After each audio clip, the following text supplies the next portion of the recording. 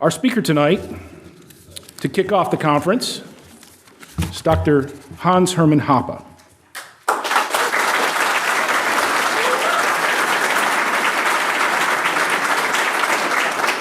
Professor Hoppe is an Austrian economist and a libertarian philosopher in the Rothbard tradition. He is a professor emeritus from the University of Nevada at Las Vegas and is the distinguished fellow with the Ludwig von Mises Institute. He has been the editor of the Review of Austrian Economics, the Quarterly Journal of Austrian Economics, and the Journal of Libertarian Studies.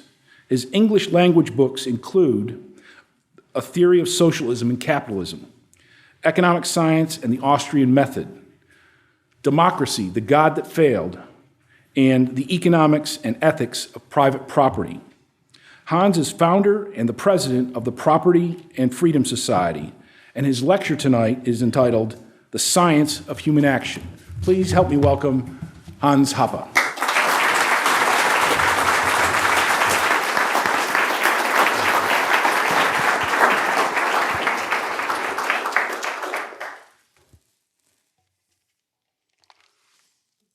Thank you, Doug. Thank you, Lou, for having me. Thank you, Mark, for the nice introductions. I want to be a little bit autobiographical tonight.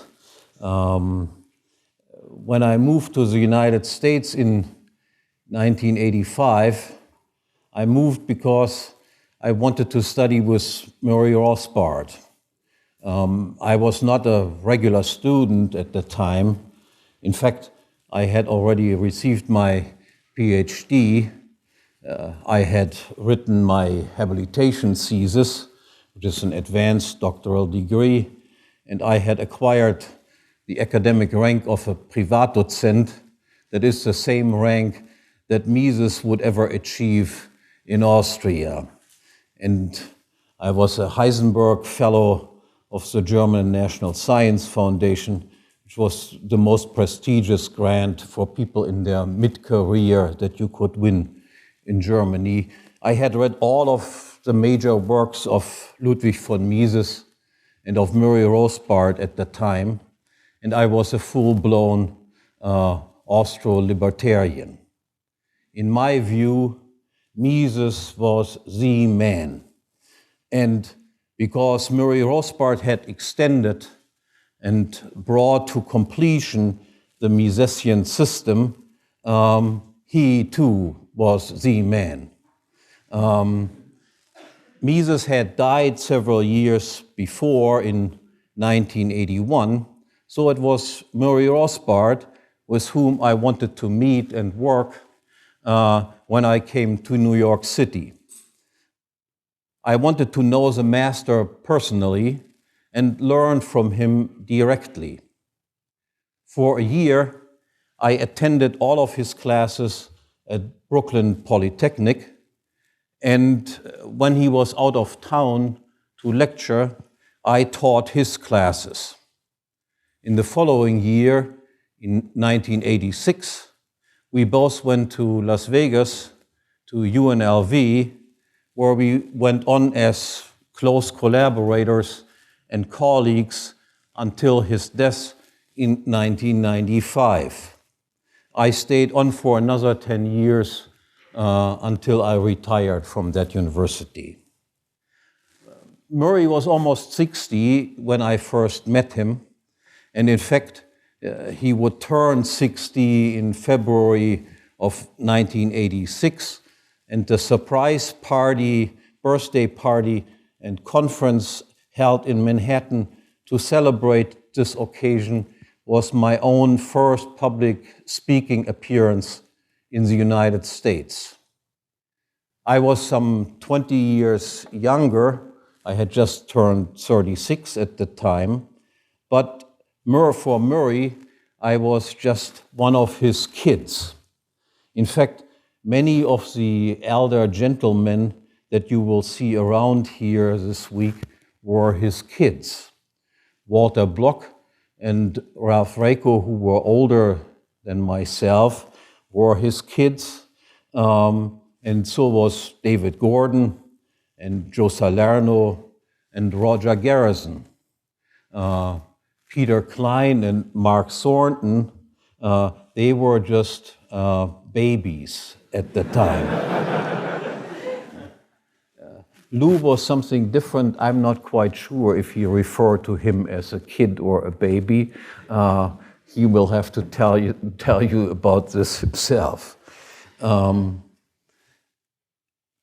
sure that if Murray would still be alive today, I would still be one of his kids, even though I'm older now than Murray was when I first met him. While at the beginning of my active involvement in the Austro-Libertarian intellectual movement, I was one of the youngest players, one of the stormtroopers, so to speak. Now I'm obviously one of the movement's old guards, and for me, you are now the kids and the babies.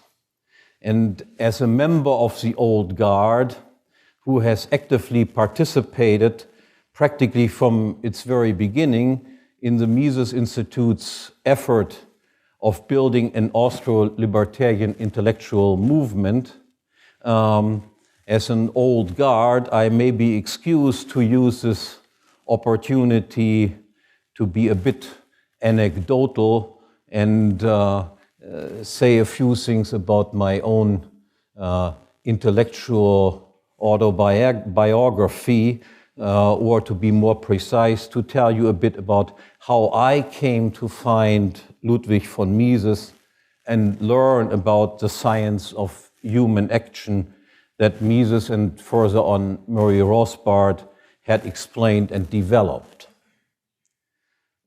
I grew up during the student rebellion during the late 1960s.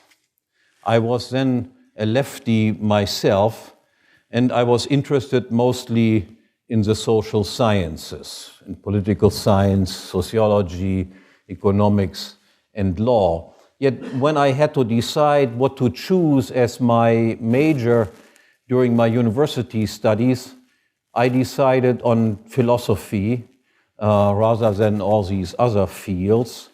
Because of all of the social sciences, I considered philosophy to be the most serious, the most rigorous, and the most demanding field.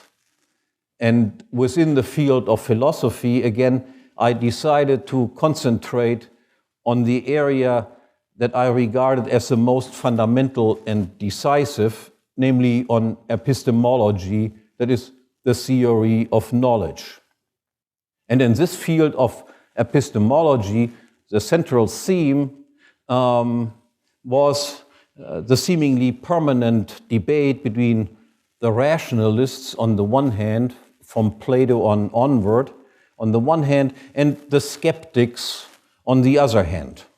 And in modern times, and in particular in Germany, this debate was essentially a debate between Kant and various variants of Kantianism on the one hand, and on the other hand, between the empiricists of David Hume and various variants of Humean philosophy that meant at my time, in particular, Karl Popper as one of the leading modern followers of David Hume. Very simplified, the central tenets of Humean empiricism are four interrelated claims. First, all knowledge is knowledge of facts, and what the facts are, we learn from sensations given by our sense organs. That is, all experience, all knowledge is derived from what they called experiences. And there is nothing necessary about these facts or how one fact is related to another fact. Second, whether or not a statement is true or false must ultimately be decided by sense experiences, by sense data.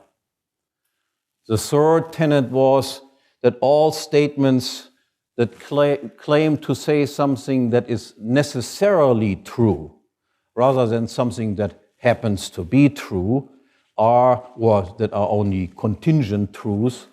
All statements that are claimed to be necessary truths are not statements about the nature as it is, or statements about the real things, but they are simply statements about the use of words, or about linguistic conventions, or about habits of the mind.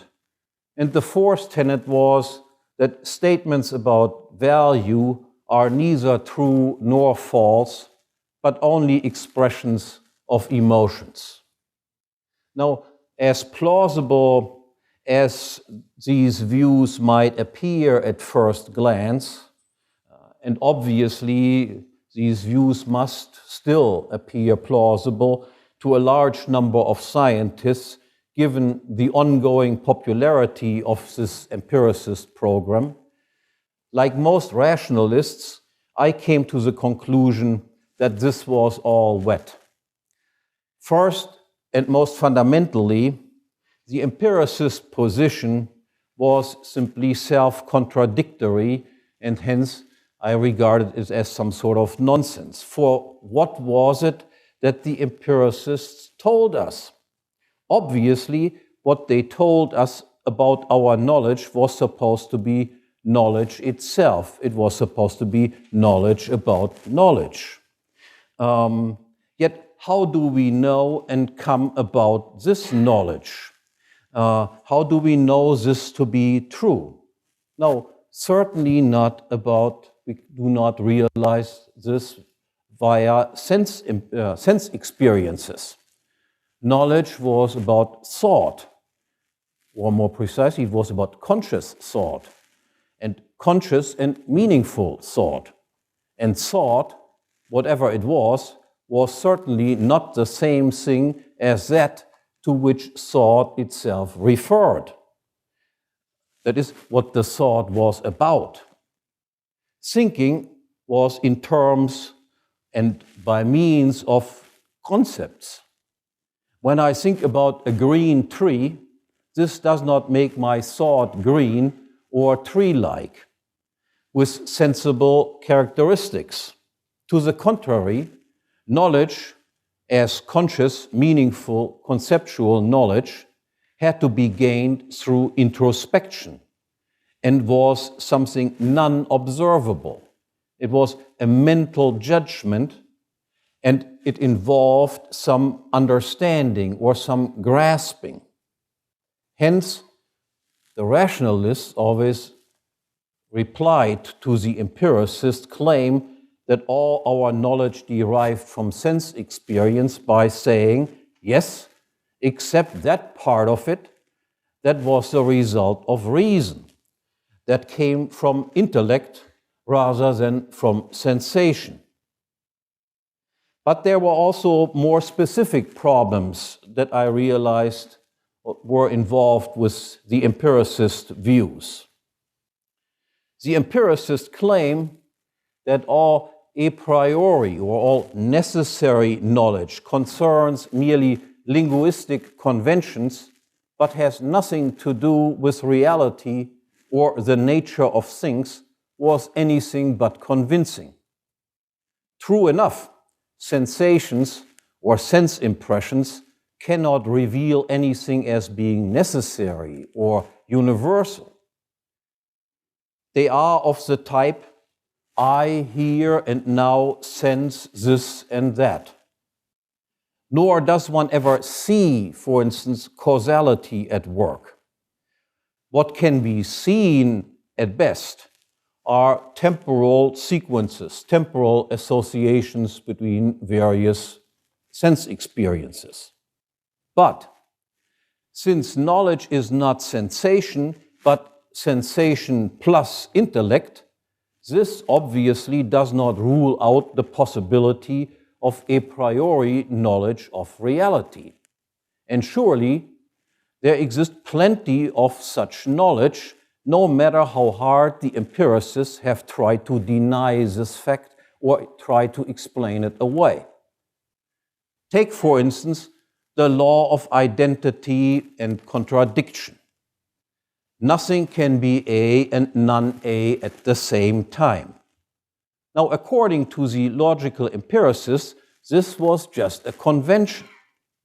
But if it is a convention, then there must be an alternative to this. But there simply is none. We simply cannot conceive of something that is A and non-A at the same time. We cannot adopt the convention that something is green all over and non-green all over at the same time. To say or think something means, or say or think anything means to say this rather than that.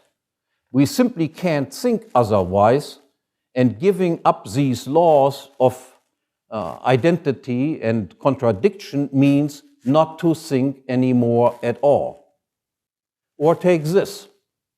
The world is made up of objects with certain characteristics or properties.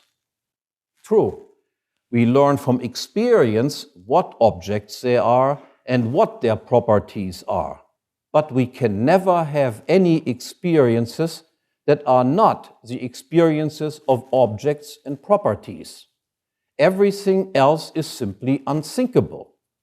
No experience can refute this knowledge, nor can any experience ever refute that all experiences of objects and their properties are experiences that are located in time and in space.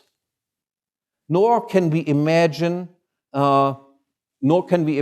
that it could be different, that all objects are perceived and conceived as examples or instances of something of a class.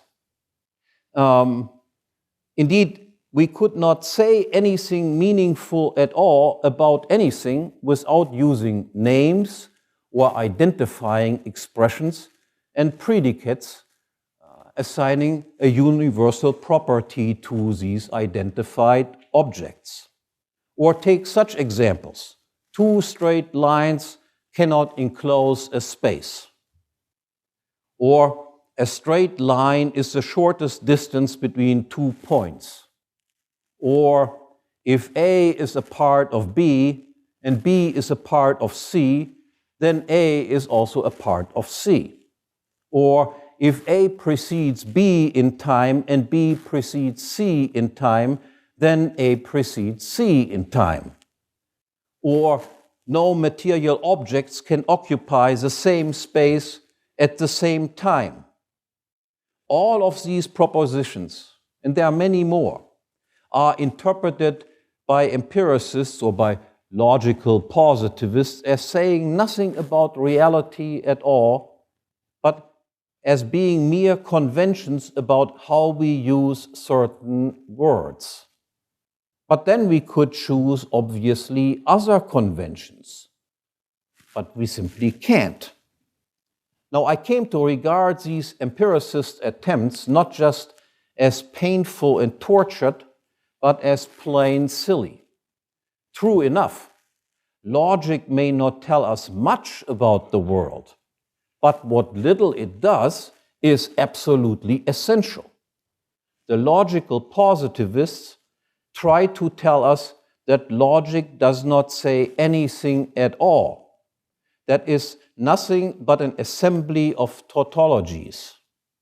But in fact, as some philosophers have noted, it is simply not true that statements that claim something to be necessarily and always and universally true are not saying anything at all. Formal logic is not empty of all content, but rather it is the most general branch of ontology, dealing with all possible objects and beings. Moreover, I came to recognize that much, if not all, of our knowledge about necessary and universal truths had its ultimate explanation in the undeniable fact that we are actors, and that our knowledge was the knowledge of actors having to act in an external world outside and independent of our mind. If we didn't have to act, we didn't have to know anything. Stones don't act. Stones behave in certain ways, but they don't act. And hence, stones don't need to know anything. But we do.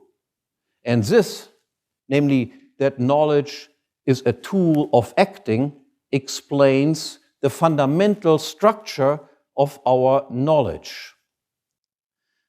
Characteristically, my PhD dissertation in philosophy that I wrote 35 years ago was titled Acting and Knowing. Now again, just a few remarks on this topic. That our most elementary experiences, as I have already mentioned, are always and invariably of the type, this here and now is such and such, with an identifying expression, a name, and a predicate, that is a universal property, is due to the fact that in acting, we must identify a specific situation with such and such objects existing here and now, and then characterize these objects as of this kind rather than of another kind. Otherwise, we would be unable to choose one course of rule or one course of action or one rule of action rather than another one. Similarly, the meaning of such logical primitives such as is not, and, or, as well as of numbers and of counting, are not just arbitrarily defined symbols, but they have a clear operational, constructivist, or practical meaning or basis. The meaning of these terms is not something made up, is not just a convention, but it is based on the reality of action, of having to choose, which explains or, of having to combine certain actions in order to reach certain results, that is of end, of adding certain things, of repeating certain things, that is of building up numbers, and of counting. Likewise, with the category of causality, we may not know a priori what is the cause of what, but we have to learn this from experience. But to say that some event may not have a cause at all, or that something happened without a cause for no reason whatsoever, strikes us as absurd. And it strikes us as absurd, and we instead accept it as a necessary truth about reality that whatever happens in the world does have a cause, even if we never find out what that cause is. This is because every action is aimed at some goal and presupposes that there is something that can be done in order to bring about a certain result. So it presupposes there must be causes. Now, so far, so good. But then another problem still remained in my mind. What about the social sciences? What do we know and can we know about human action in particular? Now, here again, a fundamental split existed between the rationalist camp on the one hand and the empiricist camp on the other.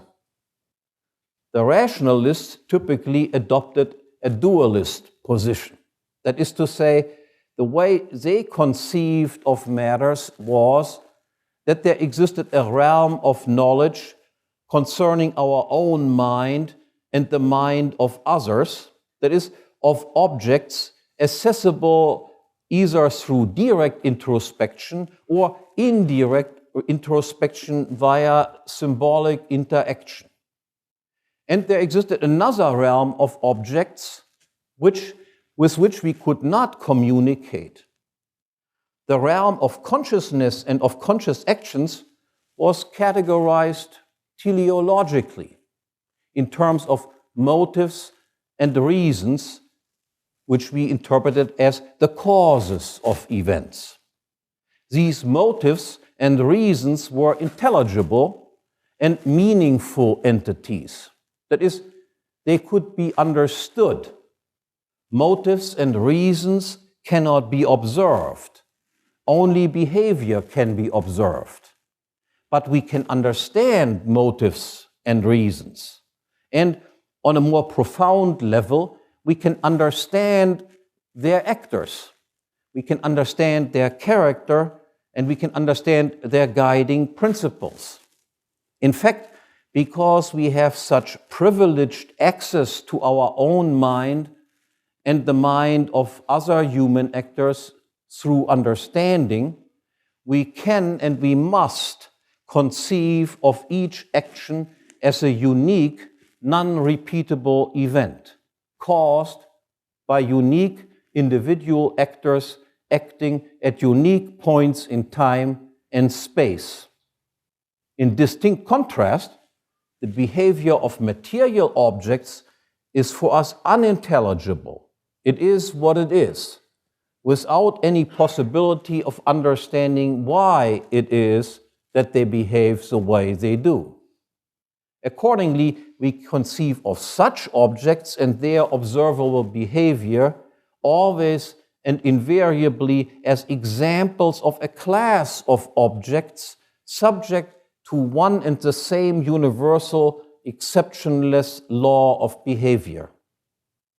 Now, such knowledge of individual motives and reasons then allows us to predict the actions of our fellow men. And it does so reasonably well, as everyone can attest from his everyday life. It does not guarantee success.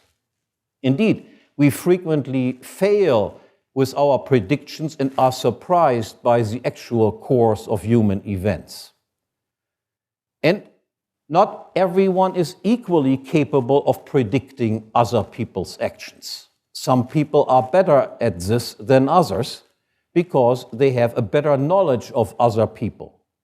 But there is nothing better available to us except trying to understand and understand again, continuously anew. In contrast, the empiricists were typically monists.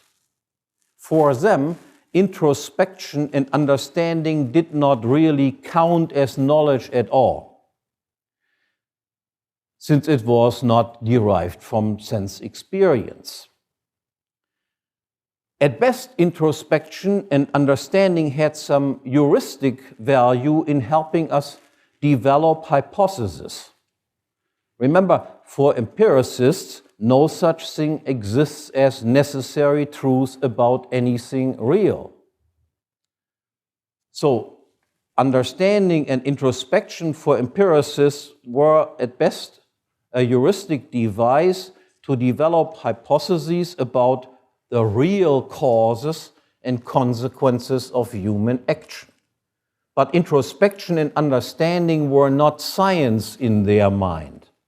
Science required explanations, that is, formulations of empirically testable, hypothetical, non-necessary laws in the social sciences, just as in the material sciences such as physics or chemistry. Now, in this dispute between the rationalists and the empiricists, I again sided largely with the rationalists.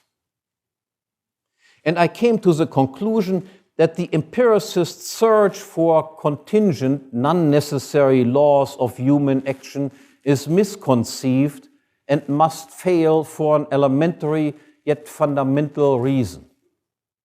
We can obviously learn new things. We can acquire new knowledge, things that were not known to us before.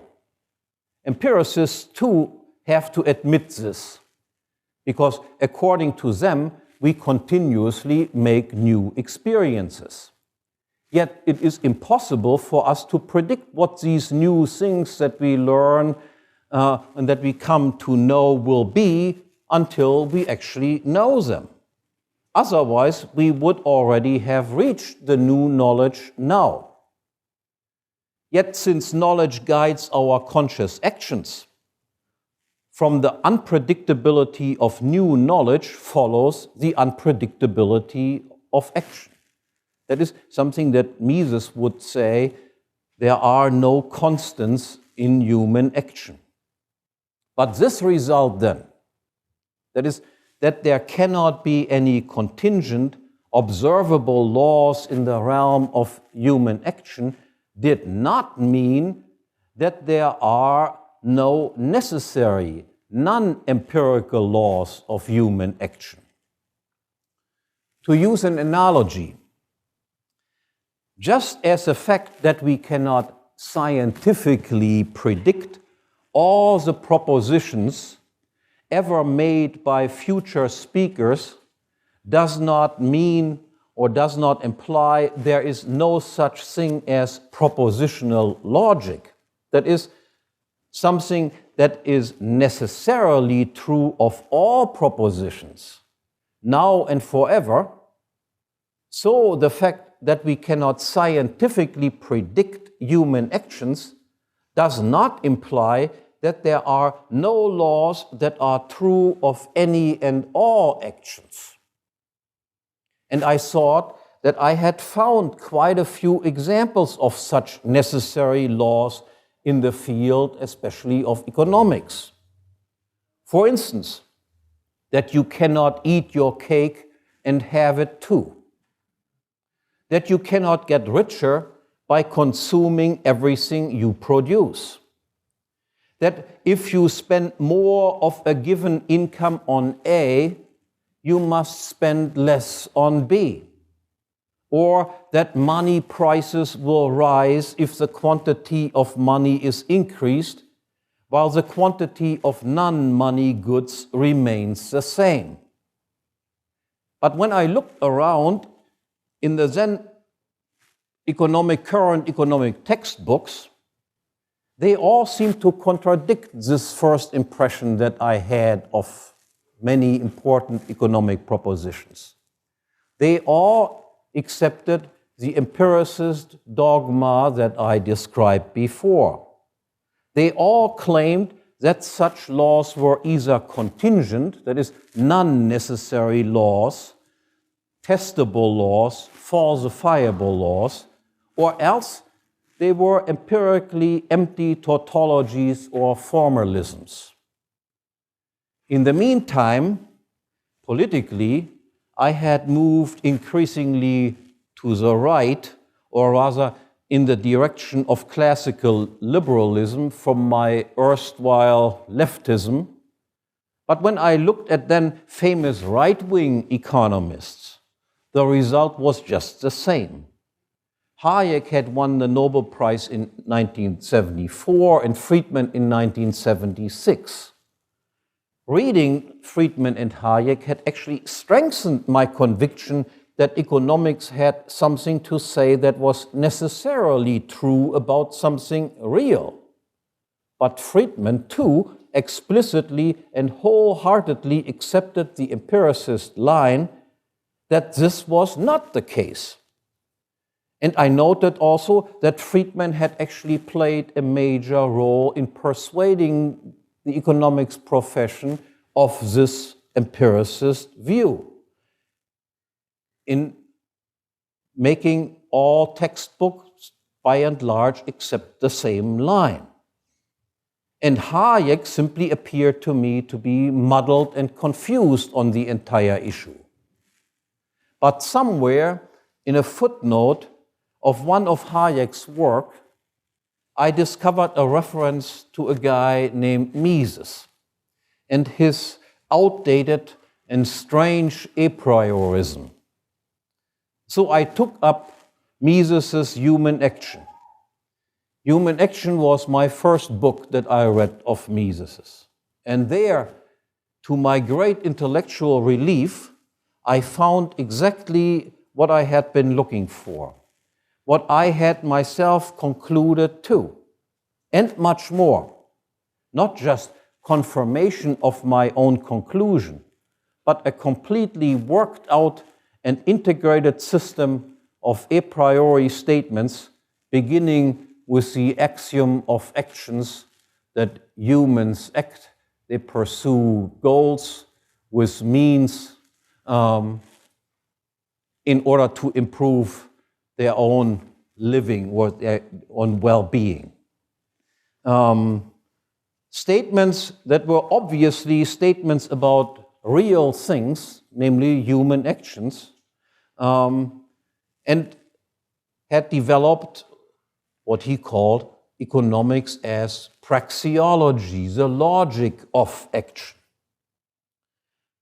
Within 3 or 4 days, I devoured human action, and I had become a Misesian. From the discovery of Mises to the discovery of Rothbard was then only a minor step that followed almost immediately. After reading Man, Economy, and State, I became an anarchist, or as I prefer to say nowadays, a proponent of a pure private law society. And as a final step in my intellectual development, spurred on by reading Rothbard's Ethics of Liberty, I was also ready to give up on the last empiricist dogma that even an arch-rationalist such as Mises shared, namely the conviction that there existed no such thing as a rational ethics. That is, the claim that normative propositions were nothing but expressions of emotions. I realized that this claim was ultimately self-contradictory, because in trying to defend the claim that there is no rational ethics in the course of an argumentation, and obviously you cannot defend this claim except in the course of an argumentation, I had discovered something that some philosophers have called the a priori of argumentation, very much like the a priori of action that Mises had made the cornerstone of his system.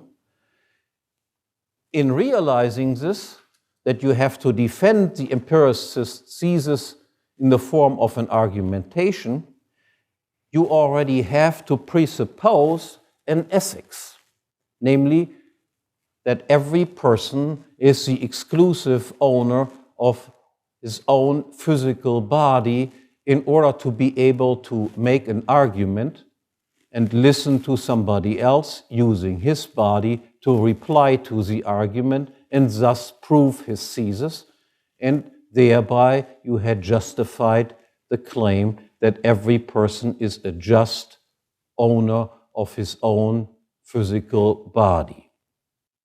Now, for me, all of this was an arduous, long, and difficult way to find the literature and to get my hands on the books that expounded on this thesis, especially if you lived outside of the United States. For you, thanks to the Mises Institute, all of this is now easy as pie. But I hope, and in fact, I'm confident that you will find the same intellectual satisfaction and relief and experience the same intellectual excitement with the discovery of Austro-Libertarianism that I did about 35 years ago. Thank you very much.